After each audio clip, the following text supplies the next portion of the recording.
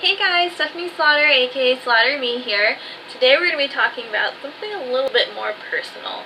We're going to be talking about my childhood fears and where they spawned from. So let's get to the list.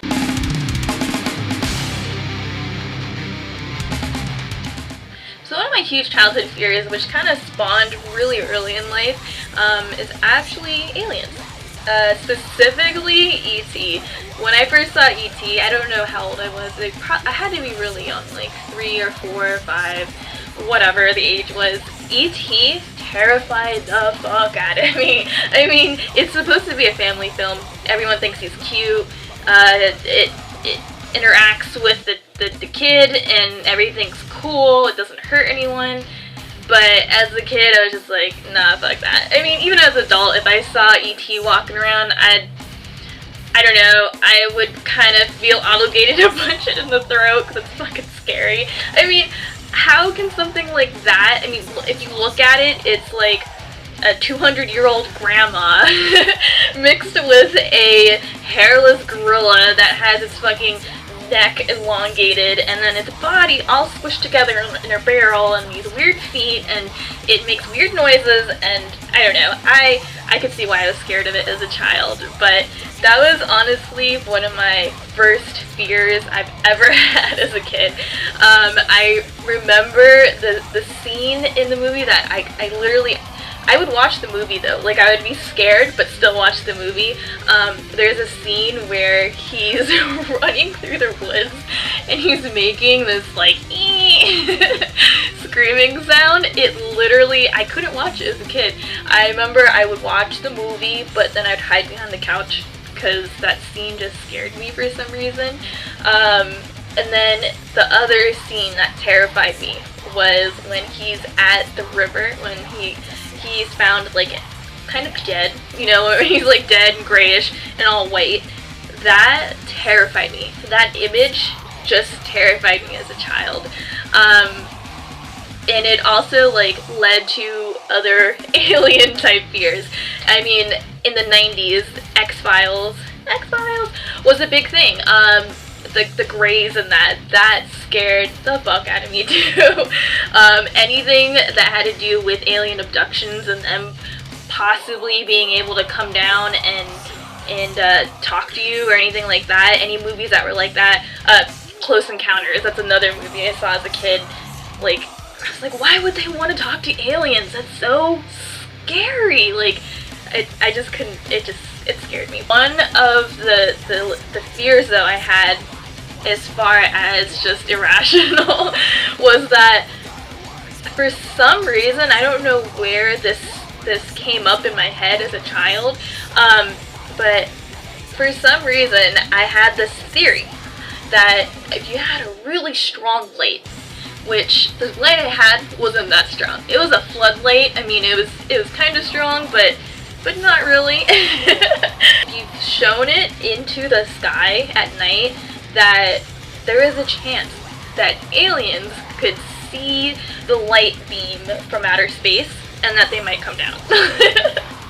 Like, I don't know where that came from as a kid, but that was one of the things that like I was scared of, and even though I was terrified of it, I had this inkling to test it out. So I remember trying it out as a kid. Like, I would try different flashlights, like a regular flashlight, the flood flashlight. I think we had like a strobe flashlight too for some reason. I don't know. But I would try each light, and then I would run back into the garage and like take everything in, and then just like run in and just like look out my window and see if there's any aliens, and then just have nightmares about it and scare myself. Aliens just really terrified me, and it wasn't something I really thought about too often. I mean, at first as a kid, yeah, like in the early ages I did think about it kind of a lot. I had fears of like, sometimes when me and my mom would go travel at night or something to like, I lived in a smaller town in Florida, so if you were to drive to like Tampa, you'd have to sometimes go down, for the Florida people, or the local area people, you have to like drive through like Shady Hills. And for those who don't know, Shady Hills is a road where it has like it's just kind of out in the country, and there's just a bunch of trees that you pass, and there's no lights or anything like that. So I just remember also being a kid and driving through that at night, late night, and the scene where E.T. is like running through the woods, that would kind of go through my mind as a kid, and that would kind of scare me as well. I mean, my fear of aliens was so silly. I mean, even, do you guys remember the scene in The Simpsons where Mr. Burns, I forget what happens, he ends up being some kind of glowy figure. I forget exactly why, but he ends up being this glowy figure, and he kind of looks like an alien as well, and that scared me as a kid too. Like, any kind of like basic alien form or type scared me. And then came along the lovely movie Mars Attacks. I was so just intrigued. I thought it was really scary at first, but then I was intrigued by like the blood and like the action. I think like the action in alien movies kind of like took away the scariness of it for me, because I would enjoy movies like Alien or Predator or The Faculty. I didn't see The Thing yet until like way later in life, but I mean, actual creature aliens, I thought they were fucking cool. But gray man, big heads, and like big eyes, no, I was just not about it. The alien fear also transcended into the Chupacabra legend. And I did some research to kind of pull up some images of the Chupacabra, and I found out there's actually several different kind of Chupacabra that ended up spawning, or the legend ended up spawning like throughout the world. The majority of the first sightings was like in 1995. The ones that most people think of, where the myth got like clarified, is the one that was in Mexico, and that is like the one that looks like a hairless coyote or whatever. That wasn't what I was afraid of.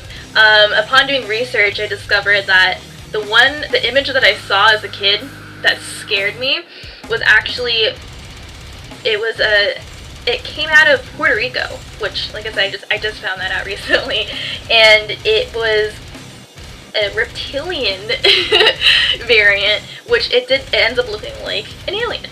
So there again, I'm scared of aliens and in this folklore, but I thought the idea of a Chupacabra just kind of coming in and eating, I didn't have cattle, I didn't live on a farm or anything like that, but just the idea of that thing being out there and just sucking things' blood and potentially eating it just really frightened me. Which leads into our next thing that I was afraid of, which is zombies. And not just any zombies, more so the undead zombies. The first zombie movie that I saw as a kid was Return of the Living Dead, which is one of my personal favorites now. But I saw it maybe six or seven. The whole storyline just scared me so much. The first time I rented the movie, I had like a friend with me or whatever, and even the cover was scary. I remember picking it up at like a Red Rabbit or whatever it was. It wasn't Blockbuster, it was like, I think it was a Red Rabbit, but unless that's a porn one, I don't know. We start watching it, and the idea of this gas just turning things back into life, or giving it life again, frightened me so much. That whole scene where the cadaver comes back alive, or even the half dog and like the butterflies on the wall, that all scared me. That scared me so much, and then it progresses even more. The thing that kind of scared me as a kid, that kind of went into an irrational fear, was when they took the cadaver and they decided to incinerate it because they didn't know what else to do. Let's just get rid of it. So they incinerate it, not thinking the ashes go up into the sky through the smoke, creates an acid rainstorm, and ironically, it makes all the undead rise up from the ground, and created the biggest fear ever for me, for a while. Like, that really scared me. I remember that specific day, ironically too, after my friend left. She left like kind of early before I got to finish the movie with her, so I didn't even want to finish it. I was just like, nah, I'm good. But when she left, it ended up raining that day. So I remember looking outside my window, like terrified, like perched up behind the blinds, like peeking through, like any second. I'm like, oh my god, any second they're gonna come out of the ground. Like a fucking dumbass. Childhood. So the undead kind of zombies really just stuck with me. Anything that kind of looked like it was like rotting scared me too. So even things that weren't scary looking. The Crypt Keeper, he's not scary. I remember my mom used to watch it at, like late at night whenever it would come on TV, and that his just whole demeanor and just the way he looked, and he was pretty much dead. He was, you know, it's the Crypt Keeper. It scared me. It really did scare me. I would peek out and like I would want to watch it, but I couldn't because it was like so scary. Not until like way later in life. It was pretty ridiculous. Or even Pet Sematary 2. I love that movie, don't get me wrong, but it's not scary.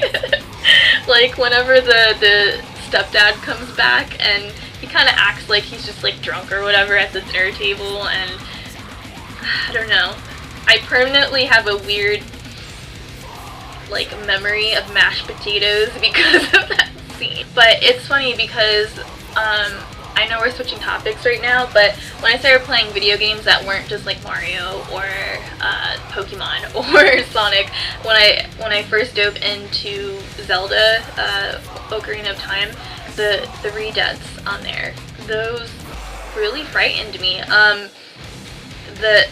was just really surprised that those creatures were in the game. So I mean, you kind of have to get over the fear when you're playing the video game, because obviously if you want to complete it, you can't just like pussy out and just be like, oh no, fuck that, I can't play this. No. I would play it, but be really nervous.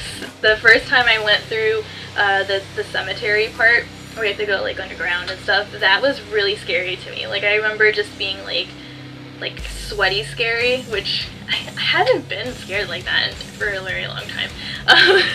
Just that like, oh my god, it could come through the TV. Not really, but I thought that was pretty scary. But looking at it now, I just love the concept of them. They were scary, but I remember also thinking as a kid, like, why are they humping me?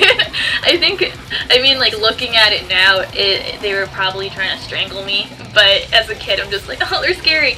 Oh, they're just humping me. They're still scary, but they're not really scary. They're perverts. I think the biggest turning point, though, for me, as far as fears go, was when I started playing Resident Evil. I didn't pick that up until like way later in life either. I wasn't fortunate of having like older brothers or sisters or anything like that. I grew up an only child, so whenever I'd play video games or watch movies or anything like that, it would kind of just be like self-discovery, or like I would find it on my own, or I'd do research on it, or like find it through magazines or whatever. I was that kid. So I didn't pick up Resident Evil until it came out on GameCube. But I feel like Resident Evil actually trained me to kind of get over my fears, because obviously that game deals with zombies. And you can't, I mean, yes, a lot of that game is literally like running away so you can save your ammo, but when you first go through it, you don't really think about that, and you just kind of, you have to react. And I'm really appreciative that like I picked up that game. It was one of the things that desensitized me as far as being scared of things. I thought the jumpiness of that game and things jumping out of you, the original like jump scare was for me like through Resident Evil.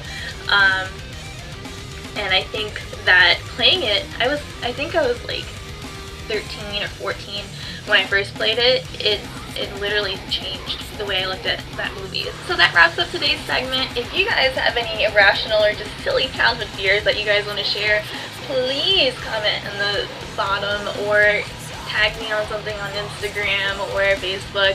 I would love to hear what you guys were scared of that were just really dumb. Because we all were scared of something at some point. We can't all just be brave all the time. Next week we'll probably do another traditional movie countdown or something along. I don't know. I might change my mind midway, like this week. But stay tuned, you guys. Have a productive weekend and week ahead. And we will talk to you guys later. Bye!